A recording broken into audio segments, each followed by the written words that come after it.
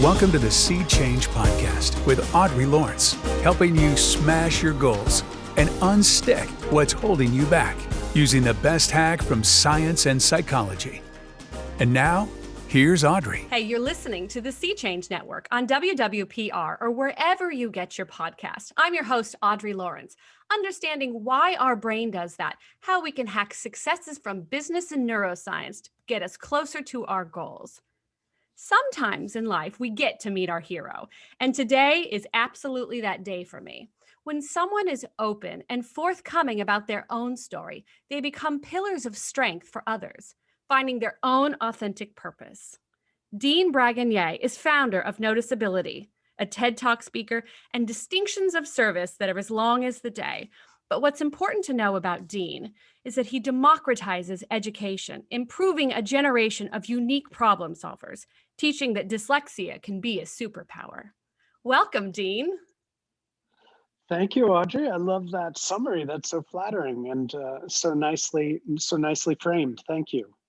You know, you touched my life years ago when I stumbled on your TED Talk, and it was pivotal for me. And I'd love for people to know that there is one piece of information, if they're willing to hear, that can change the trajectory of their own life.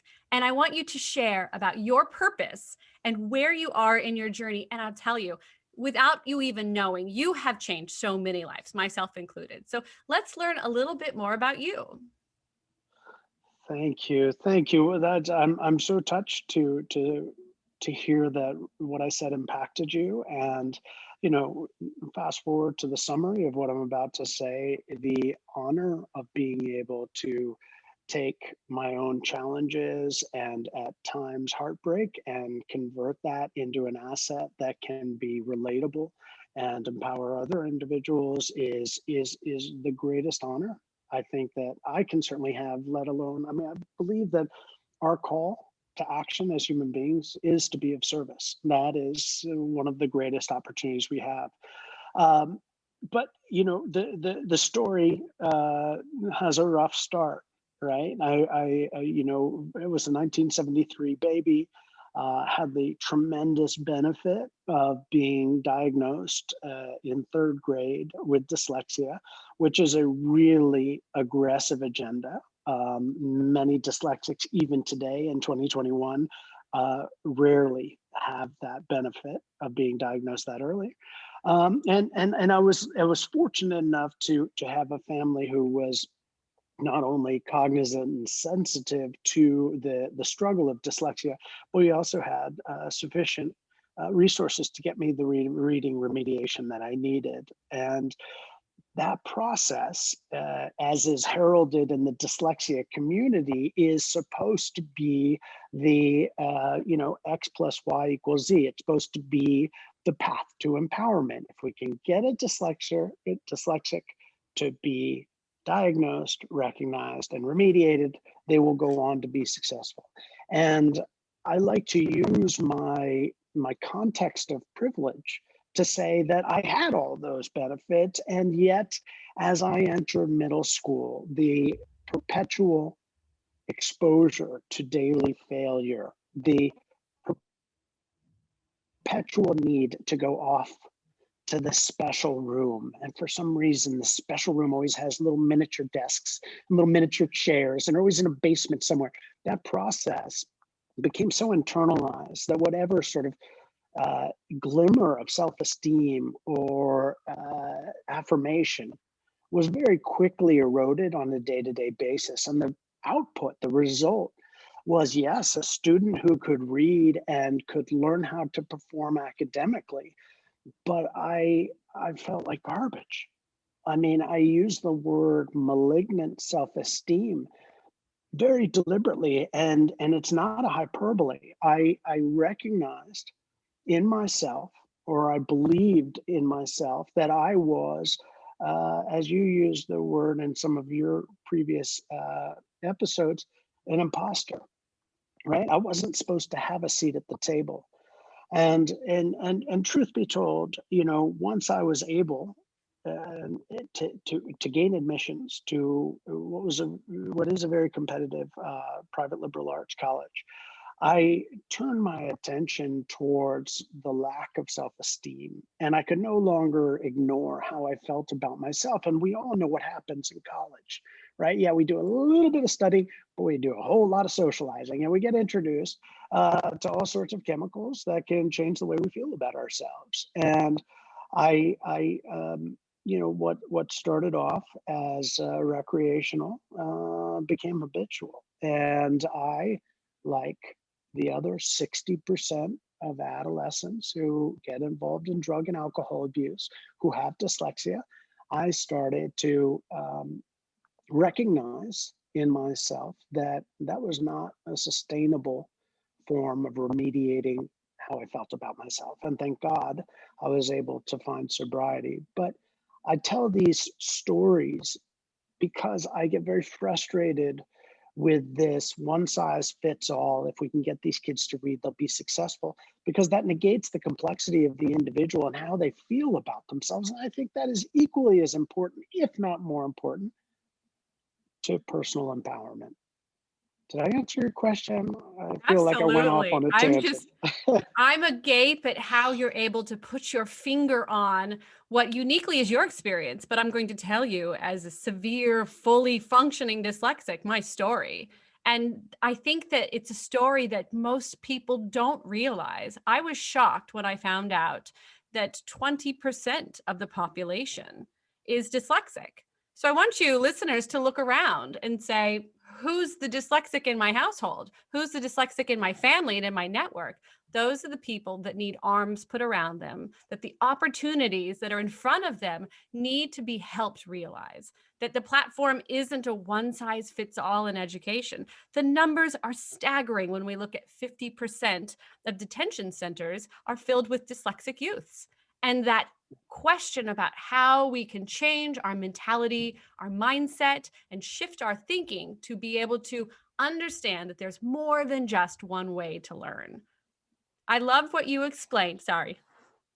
Audrey, I just so I get to operate in a world where I get to diagnose dyslexics based on their strengths. Okay, that's not a clinical profession, right? It's the cognitive, the science around the cognitive advantages of dyslexia is in its infancy.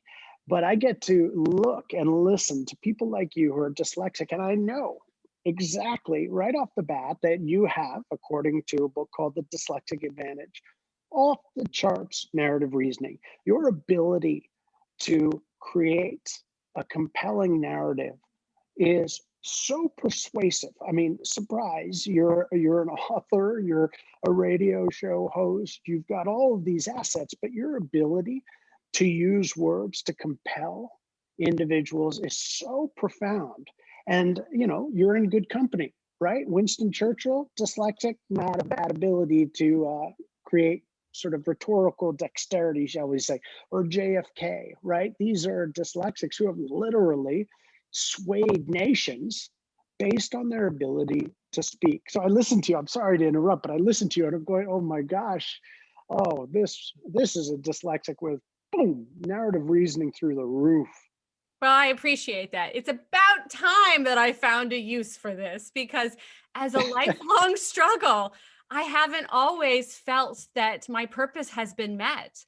And addressing purpose for these younger people, unlocking an entire generation for their opportunity to grow. And I love what you say in your talk about the problem solving. Imagine the assets we have of problem solvers if we would throw our time and energy and resources to not even improving a generation, but saving them. We're talking about saving young lives to give them the opportunity to not be status quo. These aren't our status quo. These are our leaders. And history shows us that, and their brain shows us that, but we have to change what we believe about classical education. And I know there are educators that are listening. Look around in your room. 20% of your students need more options than what I got, which was, like you say, the small desk, or, a literacy campaign that was heartbreaking. Anytime that literacy campaign as a kid came on, or that Reading Rainbow came on, I was gut wrenched. It killed me because I knew that I was not being able to meet my peers where they were at. But in other categories, I was so strong. And understanding those strengths is giving somebody a place to flourish. And that's exactly what your organization does. Tell us more about how you help young people flourish. I absolutely will. I love it. I'm sitting here smiling about, the reading rainbow and like the literacy days. I mean, it's like if you're going to count on one day to be sick, that's the day. We're all going to read silently for 18 hours. We're like, no, I'd rather I'd rather just give myself paper cuts in the corner. Thank you.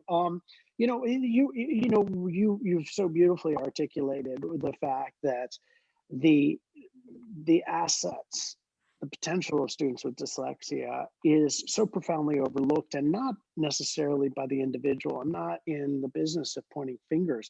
It's a systemic issue, right? And it's in large part due to the fact that when we started to generate sort of countrywide public education, it was predicated on the one technology that we had available, which is the printing press and the printed word, right? So it's, for 80% of the people, you know if it's not broken, don't fix it kind of mentality, right? You give them a textbook, they'll learn from the textbook. But for us, that is a completely inadequate way for us to learn.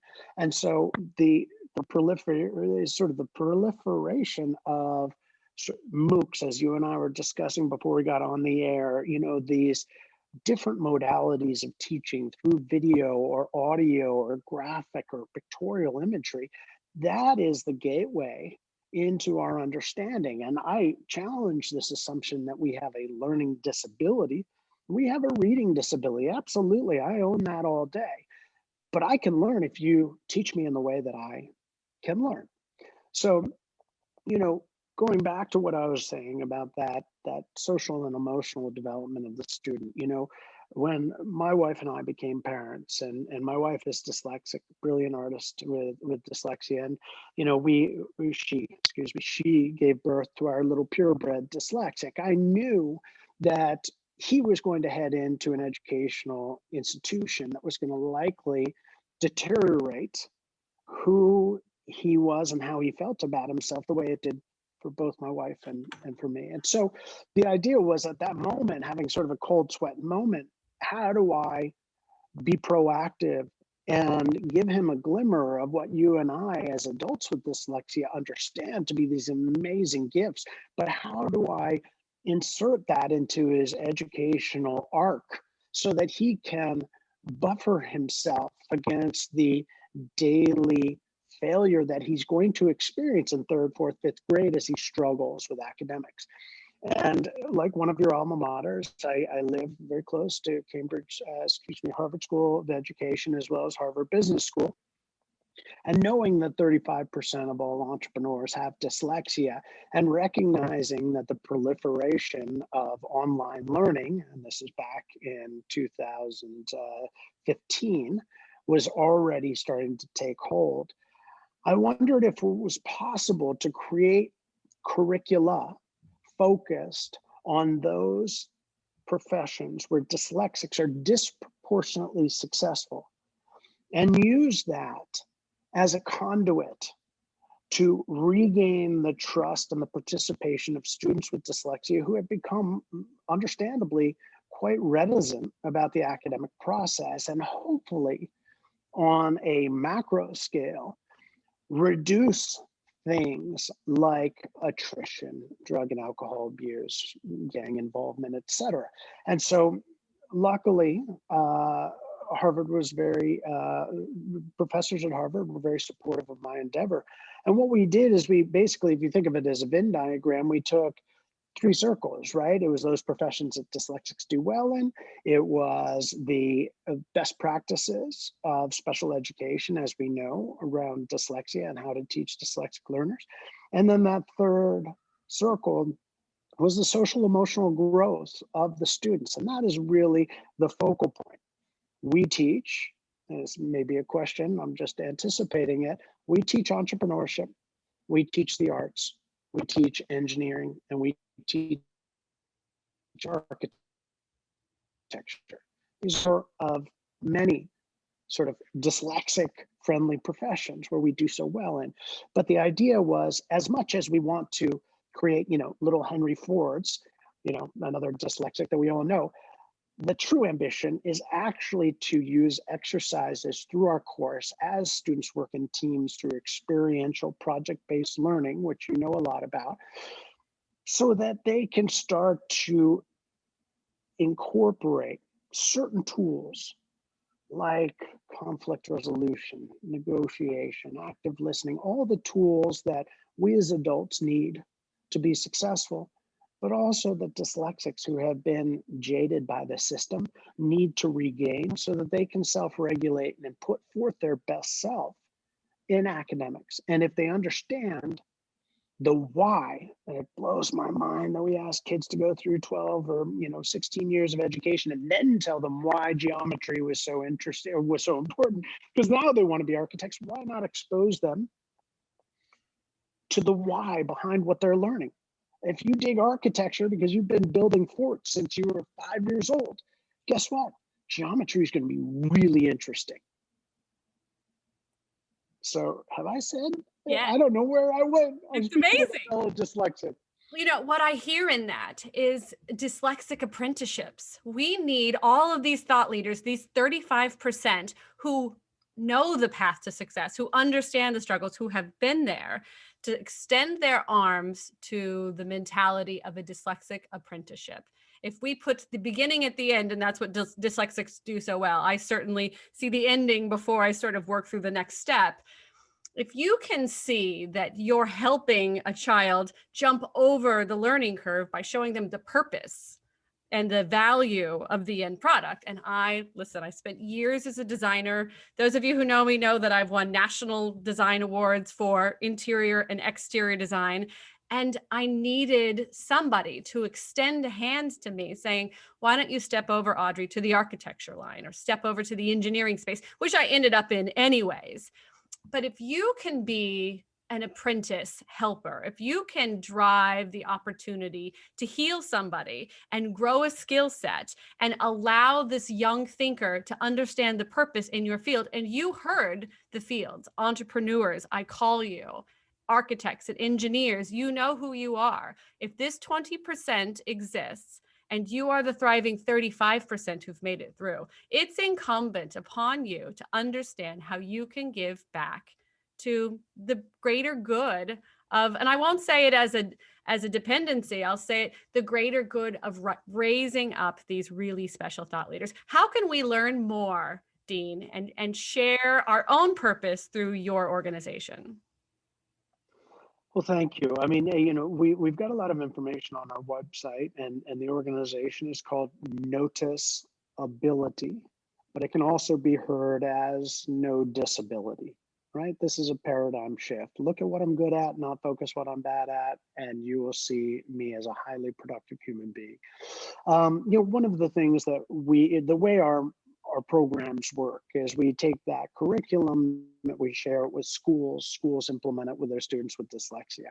Well, COVID, right? And one of the things that we've done that is a fortunate silver lining to this pivot is that we decided to go directly to families because students were at home back in March and continue to be in some places. And we recognized there was two things. First and foremost, there was the threat of academic regression. But secondly, there was an opportunity because these students are no longer being exposed to the daily frustration that they were getting in the classroom. So we could seize that opportunity to foster a new narrative with them around their dyslexia. And so we created a remote learning program, and it was amazing. I mean, like, this was motivated out of the admiration of first responders and the medical community that was rushing headlong into the fire back in March and continues to do. But what I recognized was to sit on my hands would be an injustice. So what we did is we just posted once on Idealist, right? And said, hey, anybody who want to volunteer to run a remote learning program with kids with dyslexia. It was there for 24 hours. We had to shut it off because we had so much interest. So we did our vetting and our legal background checks to make sure. And very quickly, what we started to do, we have a 4-to-1 student to teacher ratio. And we started migrating what was traditionally reserved for the classroom into Zoom environments. And what was extraordinary, not only that we were able to circumvent the bureaucracy of academic administration, and no offense, they've got a tremendous job. I don't, but it's a slow process to go through administrations of schools. We were able to go directly to families, and not only that, but we were able to get in front of students regardless of their socioeconomic backgrounds.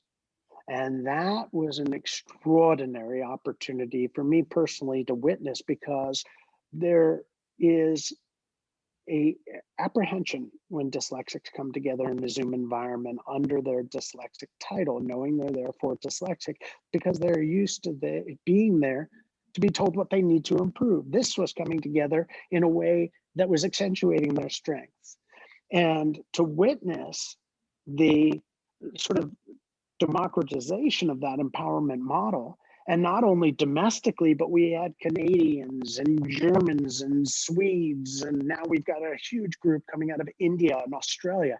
All these nationalities were coming together. We recognized, wow, I've got a community, right? These little kids are going, I'm not alone. There's one there. He's got that funky accent. Where are you from? South Africa. Oh, how cool is that? I got to look that up on the map. There's this bonding opportunity. And ironically, many of our volunteer facilitators were either professionals in the field or parents or adults with dyslexia. And I would say that for those individuals with dyslexia, the administration of our remote learning class, which is very easy to do, was more cathartic for them possibly than for the students themselves, because they saw themselves in these students. And they were all able to say, the 3-4 greatest words is, it gets better.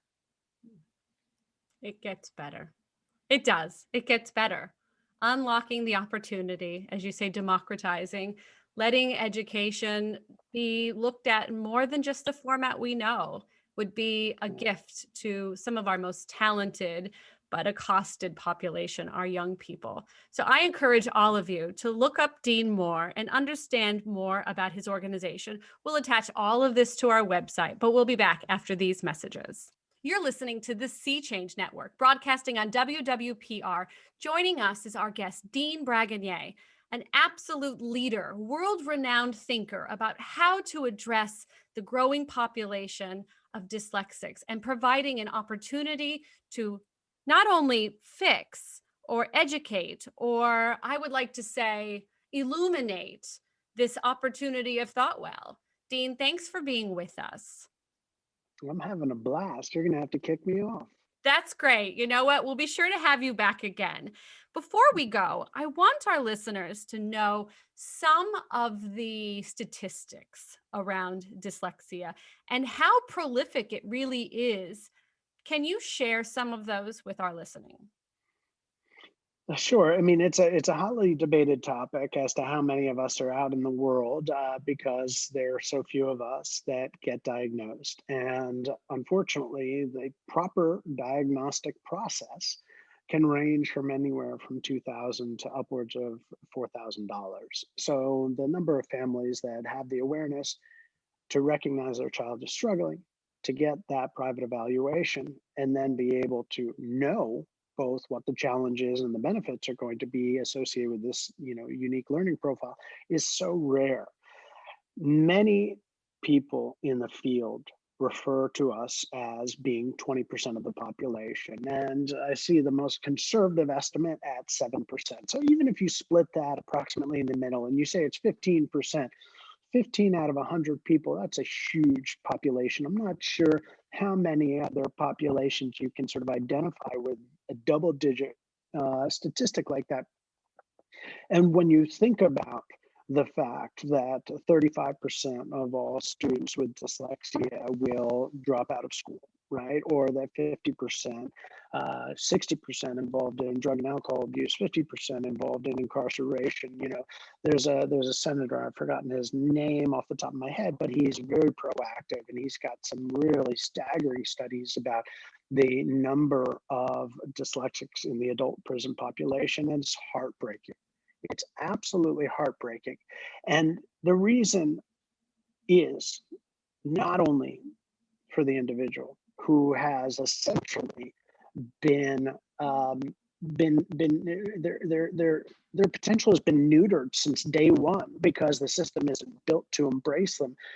But compound that with other systemic issues that we face in our country, and you realize that not only is this learning profile being discouraged and weaned out of our system and then funneled into prison and drug and alcohol abuse, devastating not only to the family and the individual, but then you start to think about the positive statistics. I mentioned 35% of all entrepreneurs earlier.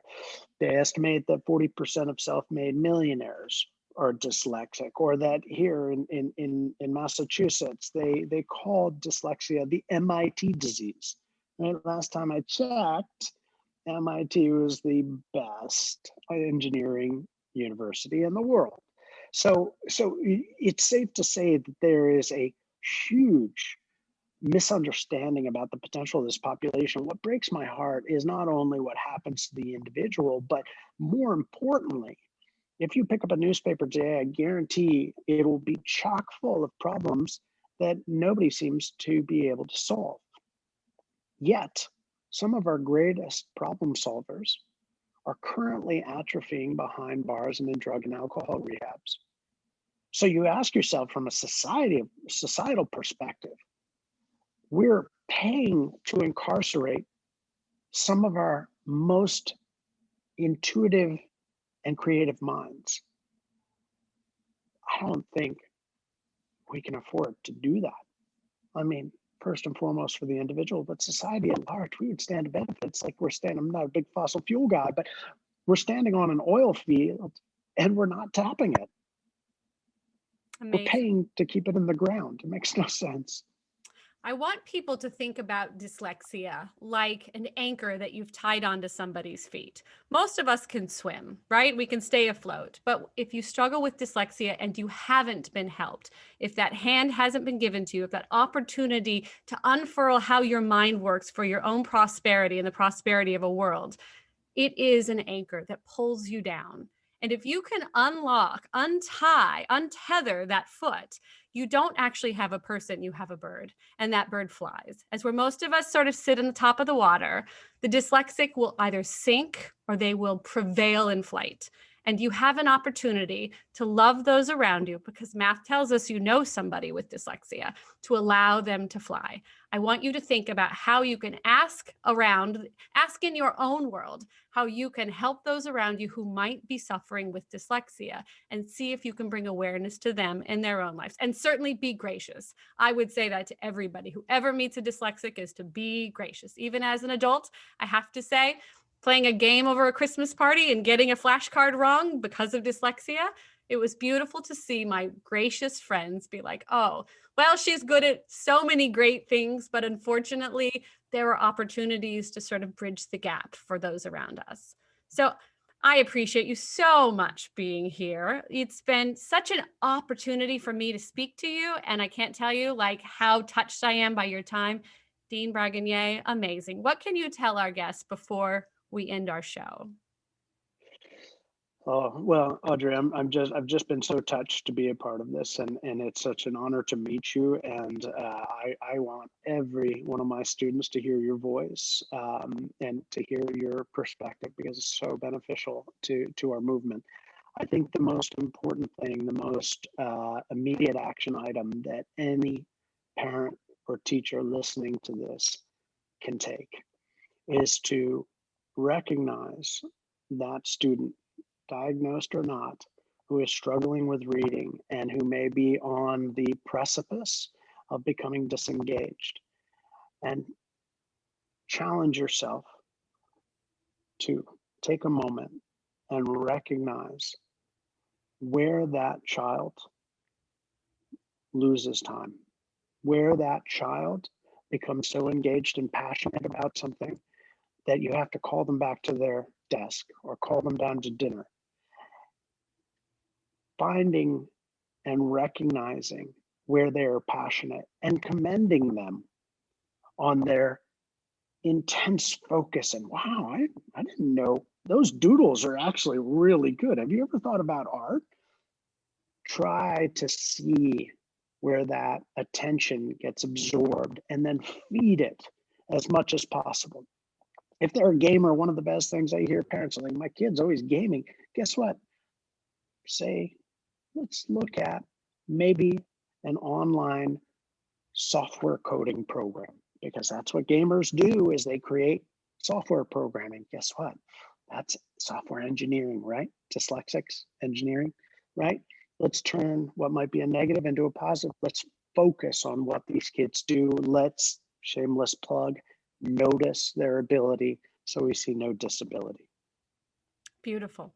Well, thank you so much for being here. We hope to have you back on the show. We'll follow you closely in all of the successes that come your way. I'm positive that the scalability of this can touch not just our nations, but nations around the world, because there isn't any part of this that it shouldn't be fair and opportunity. Success shouldn't be elusive or exclusive, and you're creating that opportunity for everyone. I thank you so much for that.